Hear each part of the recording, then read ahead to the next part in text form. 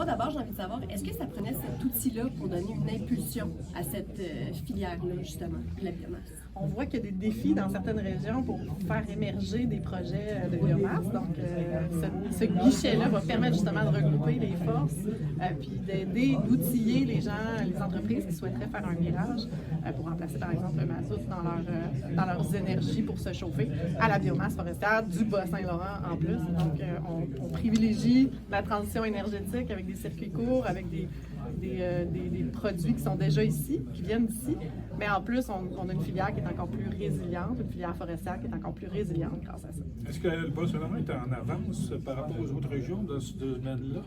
Il y a un engouement, je vous dirais, partout au Québec. La titre de ministre, je le vois dans plusieurs régions. L'objectif du guichet, je pense, va venir nous aider à voir comment l'effet que peut avoir cette coordination-là sur la réalisation de projets. Et je l'espère pouvoir débloquer d'autres projets dans les régions du Québec, partout au Québec. L'argent investi va où, Mme la ministre? Ça va dans la création d'un guichet, donc une coordination pour aider les gens à faire ce virage vers la biomasse forestière. Pour plus de détails, vous pouvez poser la question sur le déploiement avec le collectif régional de développement qui est celui qui est mandataire pour le développement du guichet. Peux-tu faire un résumé de où on va prendre justement ces produits de biomasse-là? Ça a été dit tantôt, mais je sais qu'il y a plusieurs ressources différentes. Tout à fait. On parle de la biomasse résiduelle sur le parterre de coupe. Donc, ça peut être des têtes d'arbres, du branchage, c'est des choses qui sont laissées lorsqu'il y a une récolte forestière. C'est déjà présent. Ça peut être aussi du bois qui est sans preneur, sans possibilité de valorisation ou peu de possibilités de valorisation. Quand je dis que ça vient aider à la résilience de la filière forestière, c'est que c'est de la ressource qui est là, mais qui n'a en ce moment pas de valeur ou peu de valeur économique. Donc, on souhaite créer de la richesse grâce à cette ressource qui est déjà présente ici sur les parterres de coupe. Est-ce que vous avez un objectif précis, une fois que ce guichet-là est mis en place, pour le nombre d'entreprises ou d'institutions qu'on voudrait qui se tournent vers cette ressource-là? Bien, c'est certain qu'on encourage ce virage.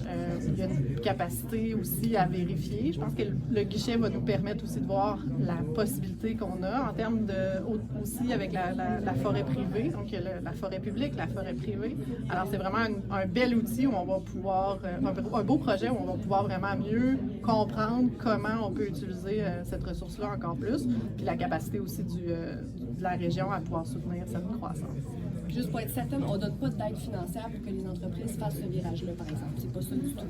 Okay. Non, pas à ce stade-ci. Exact. Parfait. Mais il peut y avoir d'autres programmes, par exemple, qui sont mis en place. Par exemple, avec le MEIE, le ministère de l'Économie, de l'Innovation et de l'Énergie.